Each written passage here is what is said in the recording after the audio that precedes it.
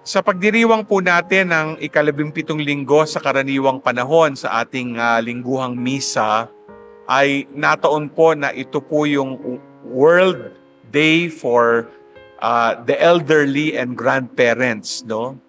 At hayaan yung gamitin ko po ang ating mga pagbasa at ang mensahe ng ating Santo Papa, Pope Leo XIV, no? Ngayong World Day of the Elderly and Grandparents, no? Para lalong makita ang mensahe ng Diyos para sa atin, no? Kung titingnan po natin ang ating mga pagbasa, napakagandang punto de vista ang mga larawan o mukha ng Diyos, no? Na nasasaad sa ating mga pagbasa. Sa unang pagbasa, makikita natin ang larawan ng Diyos na mahabagin, no? Ang mukha ng habag. Kitang-kita po natin yan dahil mula sa aklat ng Henesis, ating pong narinig na ang Sodom at Gomorrah, ang mga nandun po ay nagkasala sa Diyos at nagalit ang Diyos. Pero naninuhod si Abraham, no? Humingi ng habag sa Diyos. At tinanong nga niya kung meron po bang 50 mabubuti pa dito sa Sodom at Gomorrah, itutuloy niyo pa ba ang inyong parusa sa kanila na parang iwaksi sila na maguho ang Sodom at Gomorrah? Sabi ng Diyos, hindi. Tinanong pa ni Abraham, paano kung may 40 o 30 o kaya 10? No? Sabi ng Diyos, ang paiiraling ko ay ang aking habag. Ang habag ng Diyos ang pinanghahawakan natin sa ating buhay. Pag tinignan po natin ang ating katauhan, ang ating mga limitasyon, ang ating mga kasalanan, wala tayong maipagmamalaki o maipagyayabang. Dala ng ating karupukan, nagkakasala po tayo sa Diyos. Pero sa maraming sirkumstansya ng buhay, ang umiiral ay habag ng Diyos. No? At kitang-kita po yan, no, sa buhay ng mga matatanda, mga lola at lola. Lalo na pag dumadating po sila sa yung tinatawag nga na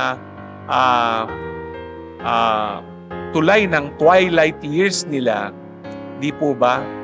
Lalong ramdam nila ang habag ng Diyos. Binabalikan nila ang kanilang mga nakaraan. Alam nila wala rin silang maipagyayabang sa Diyos at nahaharap sila sa kanilang karupungan, kahinaan, no? Pero sa gitna ng lahat, nararamdaman ang awa ng Diyos. Hindi ba? No? Alam natin yan. Sabi nga ni Pope Leo sa kanyang liham para sa World Day of the Elderly and Grandparents, pagbabalikan natin, no, ang mga ninuno ng kasaysayan ng ating pananampalataya, yan ay klarong-klaro. Halimbawa kay Abraham at Isaac, no? Sa kanilang katandaan, lalo na si Abraham, binigyan pa ng misyon, no?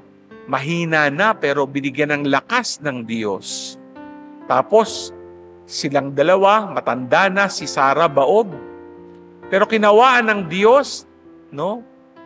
Binigyan pa rin ng anak, supling, si Isaac. Ganon din si Zacarias at Elizabeth. Binanggit nga ito ni Pope Leo, no? Sabi nga niya, no, tignan mo nga naman, pareho din ang sitwasyon nila, katulad ni Abraham at Sarah. Pero pinagkalooban sila ng anak sa katauhan ni Juan Bautista, ang naging tagapaghanda ng daraanan ng Mesiyas, ang daraanan ng Panginoon, ang Panginoong Hesukristo. Kaya nga, kung titignan natin, no, nandiyan ang Diyos mahabagin sa ating lahat at lalo na po, no, sa ating mga elderly at grandparents. Ang ikalawang mukha ng Diyos ay nasasaad sa ating ikalawang pagbasa, no? mula sa sulat ni San Pablo Apostol, no?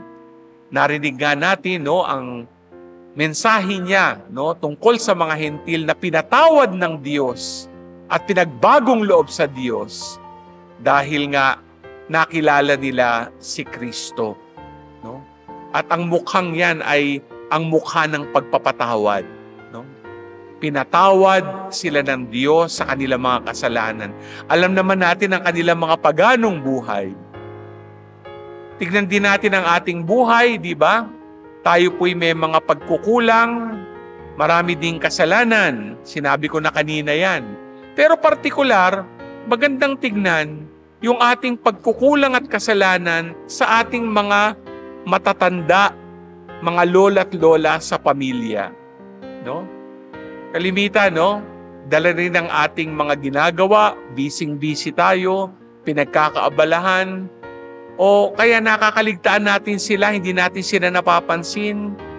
Yung ibang mga anak na bumubukod, no? Iba ng, syempre, kanilang pamilya, may sarili ng tahanan, ni hindi matawagan ng kanilang mga magulang na matatanda na, hindi nadadalaw. At alam natin kung ano nararanasan ng mga lola't lola natin, ang ating mga magulang na tumatanda. At dito dapat tayong humingi ng tawad. At ito ang Diyos nagpapatawad sa atin. Ito ang Diyos, hinahamon din tayong humingi ng tawad. At para sa matatanda na magpatawad din sa kanilang mga anak. Hindi ba? Yung ikatlo, na larawan ng Diyos sa ating ebanghelyo ay ang mukha ng Diyos na nagpupuno sa ating mga pangangailangan. Nung tinuruan ni Jesus na manalangin ang kanyang mga alagad, ang kanyang mga disipulo, tinuro niya ang Ama namin. At dinadasal natin ito sa misa, no? Bawat araw, no, mga ilang beses, pag nagro-rosaryo tayo, kinikilala natin ang Diyos bilang Ama. Amang hindi lang banal, kundi Ama na binibigyan tayo ng mga kailangan natin sa buhay. Di ba? Bigyan mo kami, Panginoon, ng aming kakanin sa araw-araw. Maaring pagkaing pupuno sa ating pisikal na pangangailangan, emosyonal o espiritual na pangangailangan. Pinapakita na meron tayong Diyos na kumakalinga. Inaalagaan po tayong lahat. Di ba ganyan din ang nararamdaman kahit papano ng mga matatanda?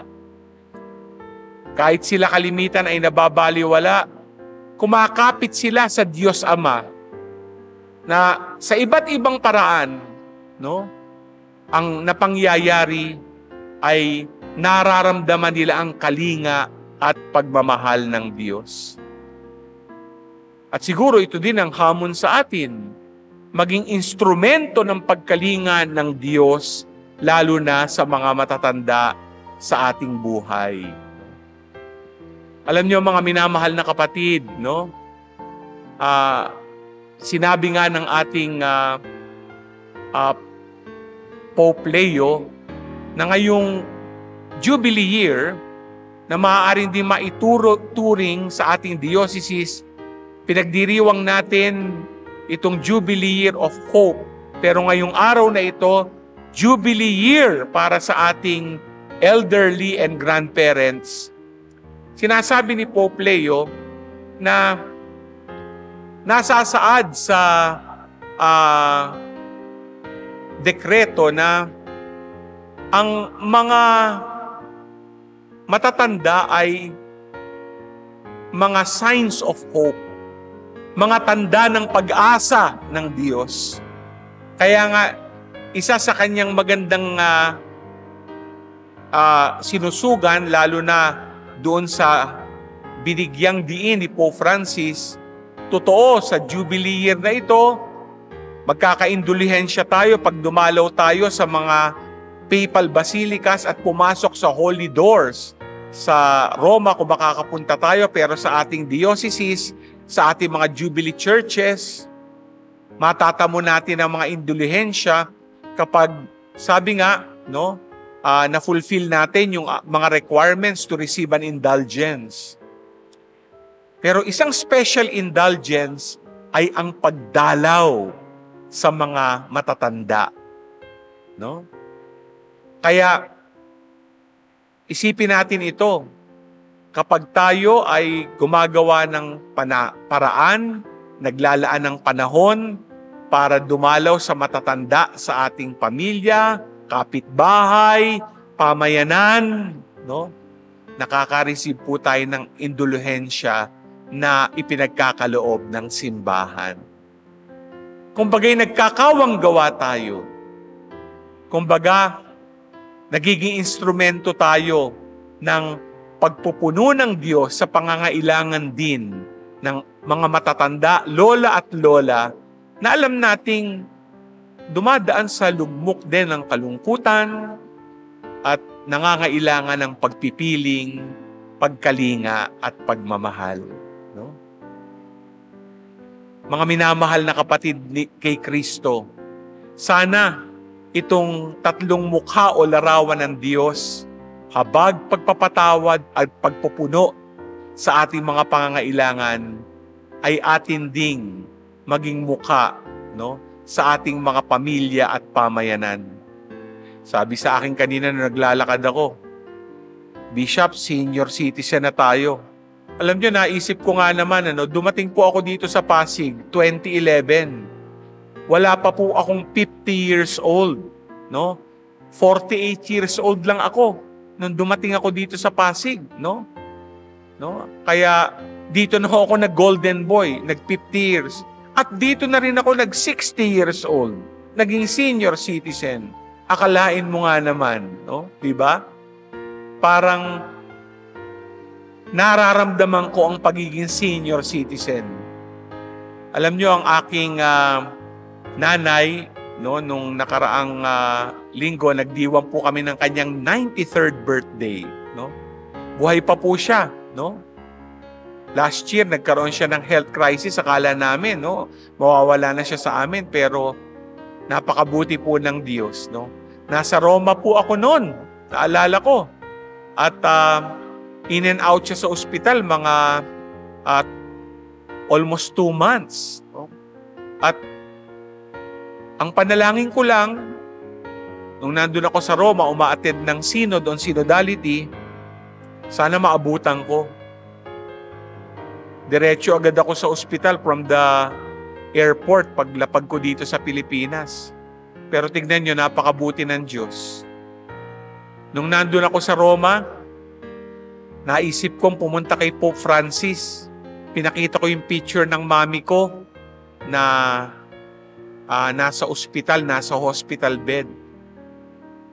Pinagdasal ni Pope Francis. Oh? Kaya ang nanay ko, hindi lang basta gumaling, hanggang ngayon buhay pa, maliwanag pa po ang isip. Napakabuti ng Diyos. Nasabi ko nga sa kanya, Nay, 62 years old na po ako. Kayo 93. Alam niyo kung ano sabi niya sa akin? Akalain mo, nag-abot pa tayong senior citizen. Di ba? No? Kaya sabi ko, talagang pag ninanais ng Diyos, mabuhay ka pa ng matagal, ito'y malaking biyaya. No? May mga pagkakataon sa buhay ng mga matatanda, parang iniisip, sana kunin na ako ni Lord, dami kong dinadaanan. Baka nakalimutan na ako ng Diyos. Sana man maalala ako ng Diyos para makarating na ako sa langit. Pero yung ibang matatanda, pag tinanong mo, ready ka na bang mamatay? Sasagot niya, ready naman po, pero hindi ako nagmamadali. No, ha? Parang gusto niyo pang tumagal, no? Sabi ko nga, pag lumampas ka na ng 90, sobra-sobrang bonus na yan. Minsan, bibiro ka pa, parusa na po sa Diyos yan, di ba? Kasi napakahirap. Tumayo, masakit ang mga tuhod, no? Hindi makapaglakad ng mabilis. At kalimitan nga, kung may sakit ka, doon ka lang sa bahay, nakahiga ka lang sa kama mo. Pero ano ang makikita nating bukasyon ng elderly at grandparents itong mga taon na sila ay naghihintay para makarating sa langit? Sila po ang ating mga prayer warriors, di ba? Kaya kayo po na mga senior citizen, kasama po ako, dapat walang patumanggang pananalangin. Kapag bumibisita ako sa mga may sakit at matatanda, yan ang sinasabi ko. Ipanalangin niyo po ako. Pag bumisita po kayo sa matatanda at nakatanggap kayo ng indulhensya, isa lang ang sasabihin niyo, ipanalangin niyo ako. Dahil ang epektibo ang panalangin ng ating mga lolo at lola sa ating buhay.